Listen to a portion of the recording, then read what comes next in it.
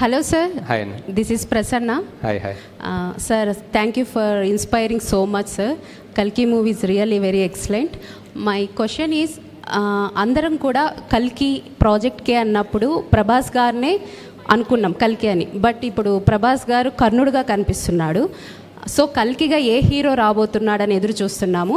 And next మహాభారతంలో చాలామంది inspiring characters ఉన్నాయి.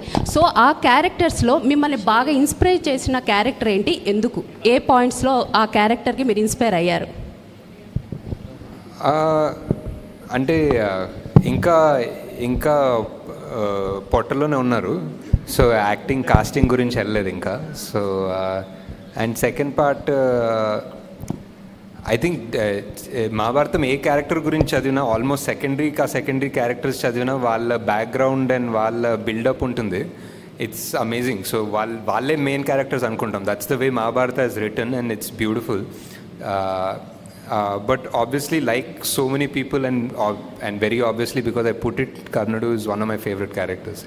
Okay sir. So Nagi garu, who is Kalki sir? కల్కిగా ఏ హీరో రాబోతున్నారు? అదే ఇంకా పొట్టలోనే ఉన్నారని చెప్పా కదా, ఇంకా చాలా టైం ఉంది సార్. విజయ్ దేవరకొండ క్యాపబిలిటీ చూసి అర్జునుడి క్యారెక్టర్ ఇచ్చిన మీరు విజయ్ దేవరకొండతో సినిమా చేసే అవకాశం ఉందా ఫర్దర్గా? యా అదే చేయాలి సార్. ఇంకా టైం ఇవన్నీ ఇలా సంవత్సరాలు, డెకేడ్స్, దశాబ్దాలు పడుతున్నాయి కదా, అయిపోయింది. Nageshwan sir, this is Chandu.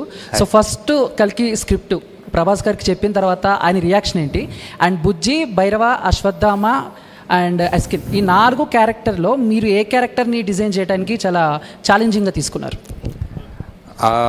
Prabhas గారు వాజ్ లైక్ ఇది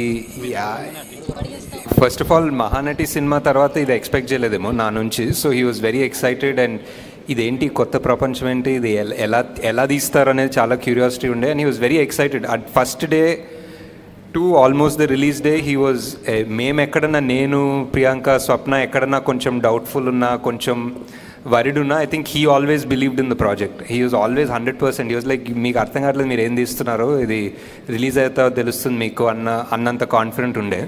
so that gave us a lot of strength actually. And Bujji design చేయడం కష్టం అండి, డెఫినెట్లీ. అది ఒక ఆటోమొబైల్ ఇంజనీరింగ్ చేయాలి దానికోసం. So hi Nageshwan sir. మనకు గాడ్ అనేది ఒక ఫార్మ్లెస్గా ఉంటేనే ఒక పవర్ఫుల్ ఉంటుందనే belief sir. So that's why. ఇప్పుడు ఆపరేషన్ లేకుండానే మోకాళ్లకు ప్లాస్మా ట్రీట్మెంట్, మీ ఆర్థోపెడిక్ సమస్యలన్నిటికీ రోబోటిక్ టెక్నాలజీ ద్వారా తక్కువ ఖర్చుతో శాశ్వత పరిష్కారం, ఫ్రీ కన్సల్టేషన్, ప్రతి ట్రీట్మెంట్ పై 20% డిస్కౌంట్. ఈ ఆఫర్ కొద్ది రోజులు మాత్రమే, త్వరపడండి. V9 hospitals, 9281465842.